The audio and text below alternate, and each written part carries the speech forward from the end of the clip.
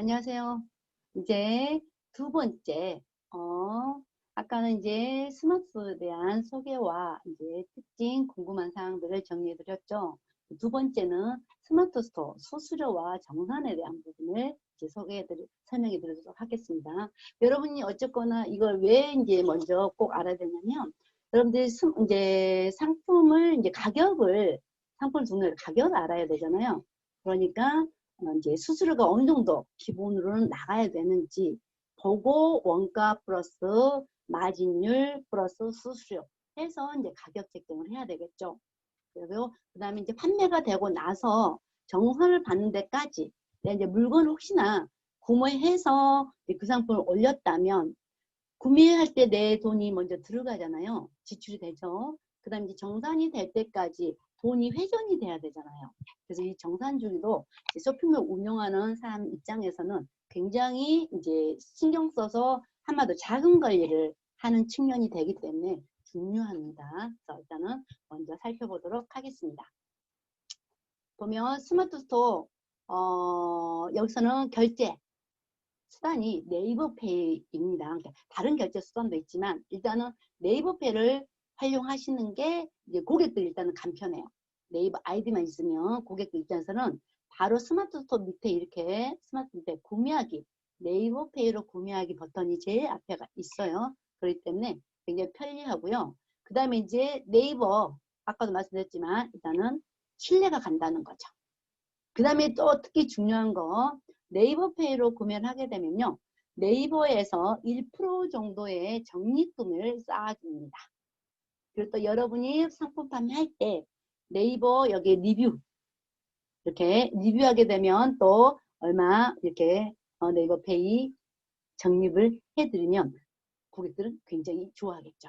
네. 다음 그다음 이제 수수료 상품 판매가 되었을 경우에 이제 수수료 아까 말씀드렸죠. 상품 스마트 스토어 개설이나 등록할 때는 수수료가 없어요. 무료예요. 근데 판매가 되었을 때 결제 수수료가 있는 겁니다. 결제 수수료는 다 똑같은 게 아니고 어떤 결제 수단으로 했는지 따라서 그 결제 수수료율이 틀려요. 그래서 보면 휴대폰 결제가 조금 높고요. 신용카드 결제가 높고 가장 저렴한 게 어떻게 보면 무통장 입금이죠. 이게 이제 네이버 페이 안에서 이런 것들이 선택상으로 있는 거예요. 그래서 보면 네이버 결제 수수료가 이제 이런 결제 수단에 따라서 다양하게 이렇게 다르고요. 그 다음 이제 연동 수수료가 있어요. 연동 수수료. 그러면 네이버 쇼핑 연동된다고 했죠. 그럼 여기 네이버 쇼핑에 연동될 때 2% 수수료가 있습니다. 그래서 이걸 전체 합쳐서 우리가 수수료 5.85%입니다. 그래서 이것을 우리가 6%라고 표현을 합니다. 그냥 크게요. 그렇게 하시고 그 다음에 혹시나 이제 구매 수수료 내역을 어디서 확인할 수 있나 이렇게 보시면 나중에 스마트 스토어 이렇게 이제 들어가잖아요. 스마트 스토어 들어가면 여기에 하단에 구매 확정 내역이라고 있어요. 보시면 여기에 결제 수수료, 연동 수수료 이렇게 별도로 구분해서 보여주죠. 네, 그래서 확인할 수가 있습니다. 구매 확정된 내역에 대한 수수료 개별로 확인할 수가 있습니다. 그 다음에 이제 정말 중요한 거 열심히 팔았는데 돈이 언제 들어오느냐 그걸 알아야 되겠죠. 바로바로 들어오면 좋겠지만 하여간 조금 시간이 걸립니다. 그래서 아까 말씀드렸죠. 혹시나 물건을 먼저 내가 지금 내 제품이 아니고 다른 그 도매물 같은 게 있어요. 이제 수십만 가지 제품을 모아놓고 그걸 우리가 가져와서 판매할 수 있는 쇼핑몰 도매몰이 있습니다. 우리가 일반적으로 오프라인도 유통 과정에 도매몰 있잖아요. 도매 유통. 그래서 거기서 이제 소매하신 분들이 사다가 팔듯이 우리가 그 유통 구조는 똑같은 것 같아요. 그래서 온라인 상에도 도매몰이라고 해서 온갖 이제 특히 중국 제품 같은 경우도 많이 가져다가 거기다가 제품 상세 페이지 쓸 이미지 뭐 글 정보 여러 가지가 다 들어있어요.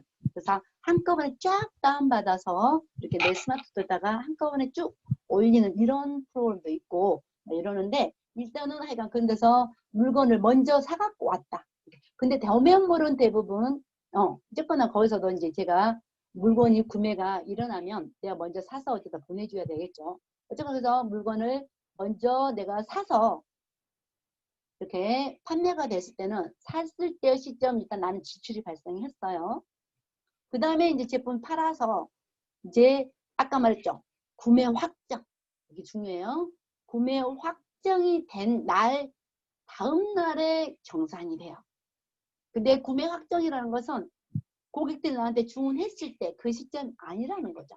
그래서 구매 확정은 한마디로 여기에 고객들이 내가 이제 물건을 받고는 구매 확정 버튼을 눌러주면 좋은데 대부분은 무심하게 이제 받은 물건 이제 즐기기만 하죠. 저 같은 경우도 마찬가지, 여러분도 마찬가지일 거예요.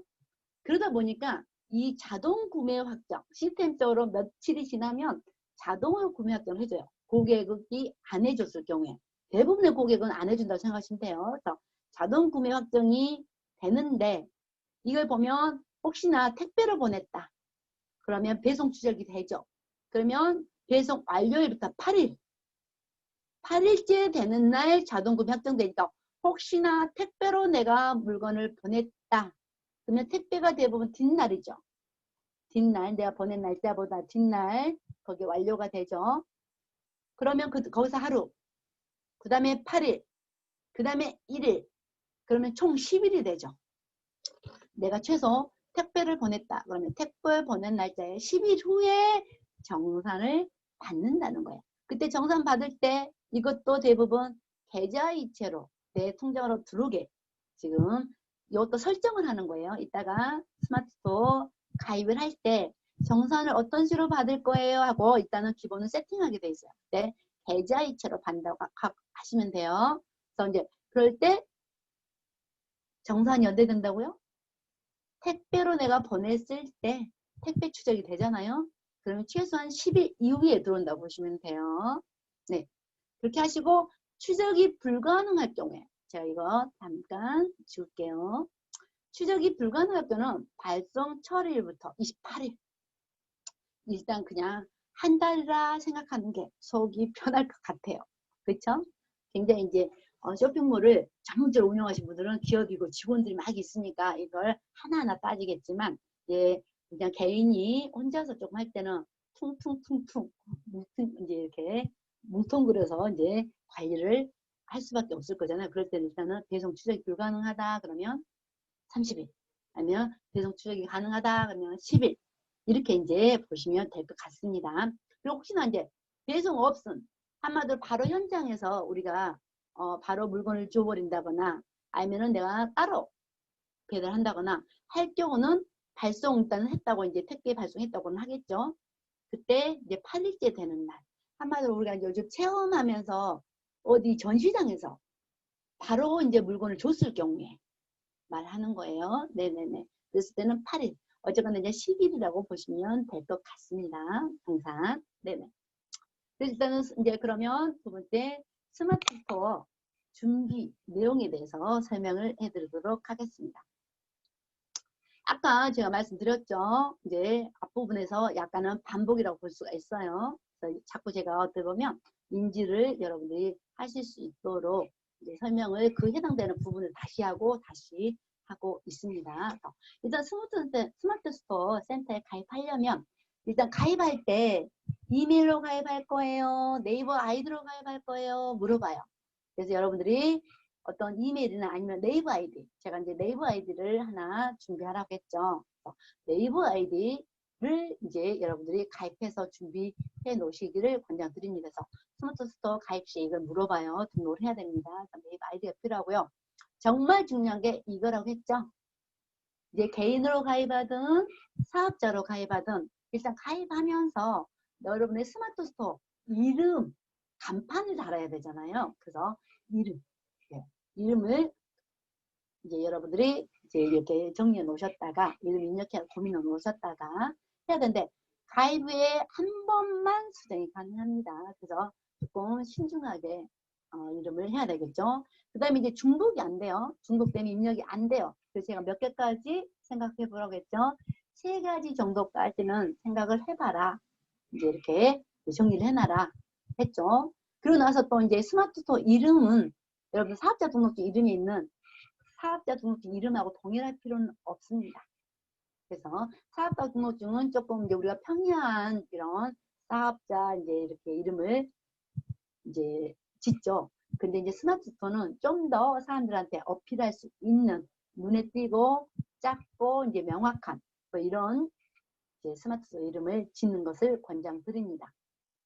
그렇게 하시고 이제 스마트 스토어 URL이 또 필요하지. 이게 전산에서는 제일 중요하죠. 이것은 어디나 URL은 유일합니다. 중복이 안 된다는 말씀이에요. 그래서 이것도 여러분들이 2-3개 한번 이렇게 정리를 해 놓으세요. 그래서 URL과 이름은 2-3개를 조금 생각해 놓으셨다가 이제 가입을 시작하셔야 돼요. 그러고 나서 이제 우리가 여러분 이제 옵셔널 카톡도 여러분들이 프로필명, 뒷배경 이미지, 그 다음에 프로필 사진, 그 다음에 소개글 이런 거 다 입력하잖아요. 그 4가지 그런 종류 소개글, 이름, 뭐 그 다음에 뒤에 표지 이미지, 또 프로필 이미지 이런 거 넣는 것은 어떤 SNS나 어떤 또 회원가입하는 곳이나 카페도 블로그도 다 똑같다고 보시면 돼요. 그래서 여러분들이 소개글도 이제 작성해 놓으면 좋겠고요. 또 그 다음에 인증을 받기 때문에 꼭 전화번호 또 주소 이런 거 다 입력하게 돼 있어요. 특히 이제 저희가 스마트 개설할 때 2가지 유형으로 개설이 가능하다고 했죠.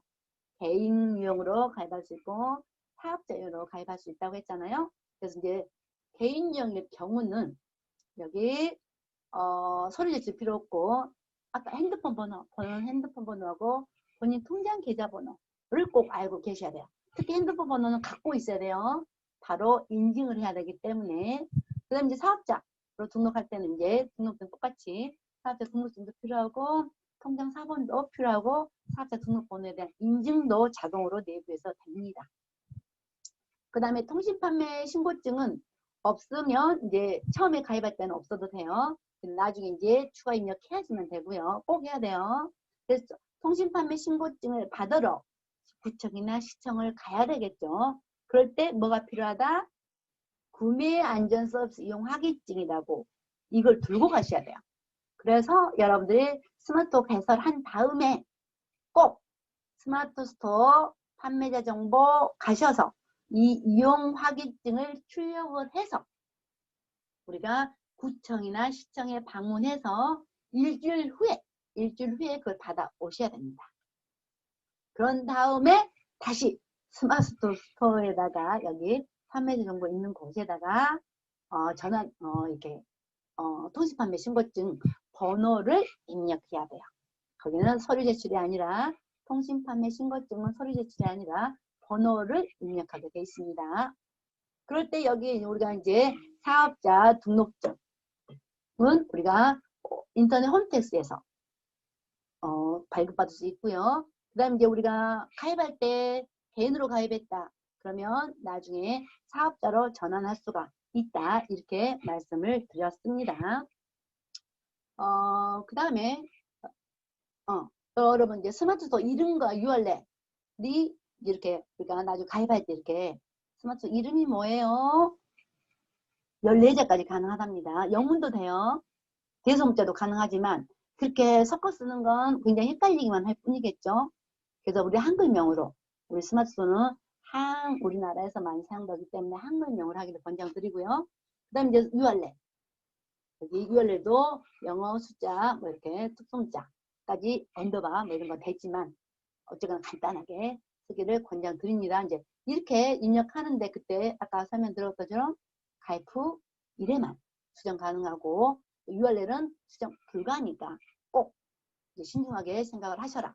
그래서 보면 스마트 스토어 나중에 이렇게 모바일에서 봤을 때 이렇게 여기에 딱 스마트 스토어 이름이 이렇게 보여지는 거예요. 그래서 굉장히 간단하고 좀 눈에 띄는 또 그 다음에 어떤 상품 위주로 하는지 아니면 너무 이제 특화된 상품 한 가지로 하면 오히려 나중에 여러 상품을 판매하고자 할 때 이제 왠지 그 스마트 이름하고 이렇게 상품하고 많이 언밸런스가 나면 조금 그러겠죠? 그러니까 좀 일반적인 이름으로 해주시길 부탁드립니다.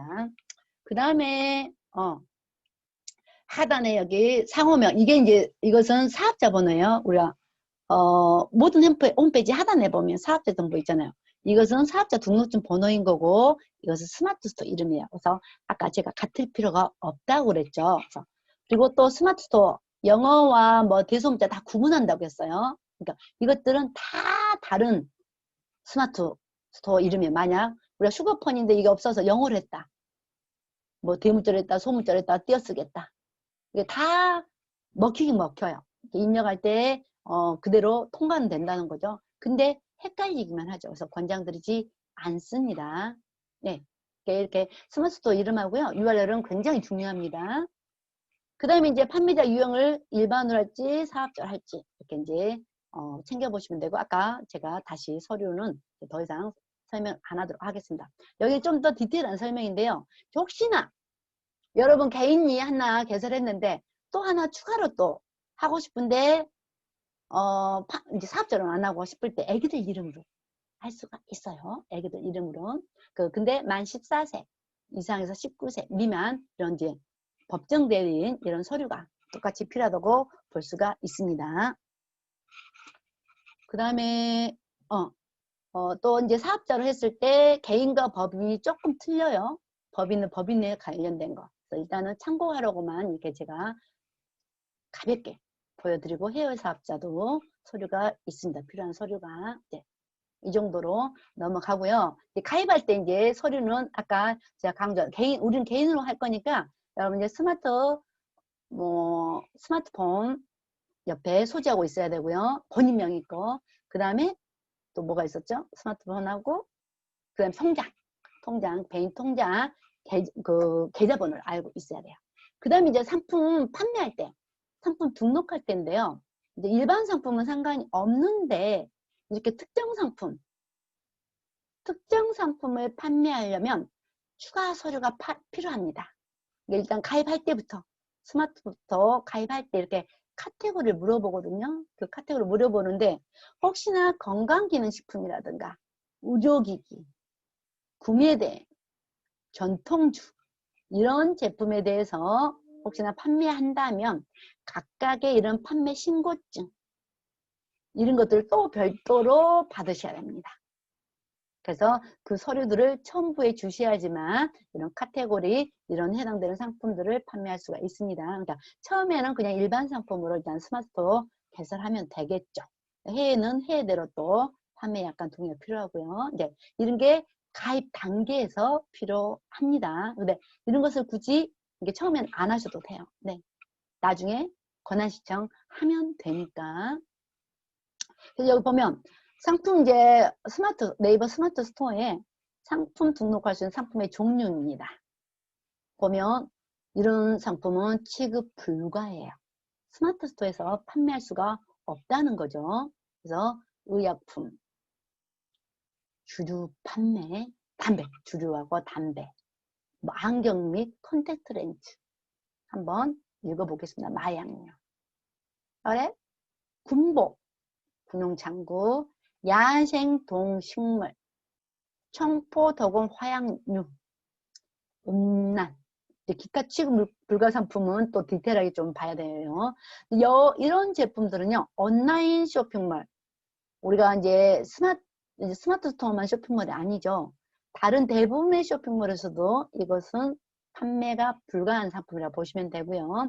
그 외에 이제 취급 불가 상품이 있습니다. 보면 식품류가 많은데요. 특히 여러분들 친환경 농산물, 건강기능상품, 뭐 이렇게 화장품, 의료기기, 아까 이전에 이렇게 판매 권한을 따로 신청을 해야 된다는 거 있죠. 이렇게 또 이런 서류가 필요하고 이런 것들이 조금은 주의를 필요로 한다고 표현한 거예요. 그래서 여기는 여러분들이 여기에 대한 인증서 이런 것들을 다 발급받아서 이런 상품 팔겠소, 이런 권한을 주세요, 부여해 주세요 하고 신청하는 이제 이런 기능이 있어요. 옵션이 거기에 똑같이 스마트워 판매자 정보에 가시면 상품 판매 권한 신청이라는 메뉴가 있습니다. 그 다음에 이제 상품들, 이런 상품들 있죠? 과대 광고를 하면 안 됩니다. 네. 이런 부분. 또, 혹시나 이제 지적재산권, 지식재산권이 돼 있죠?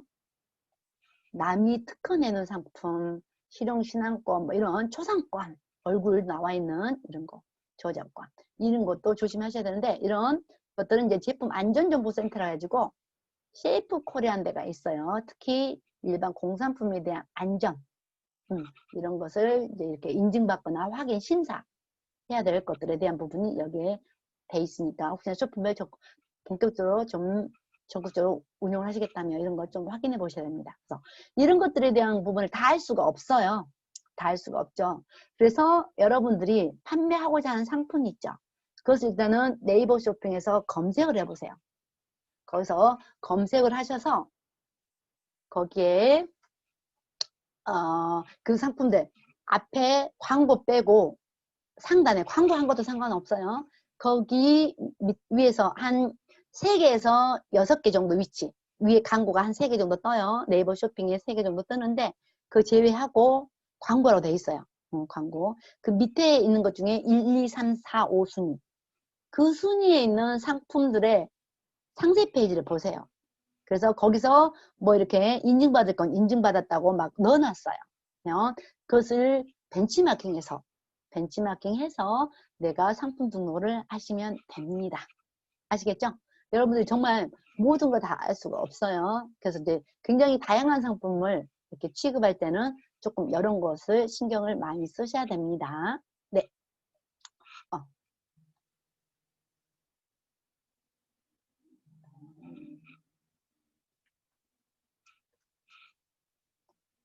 여보세요?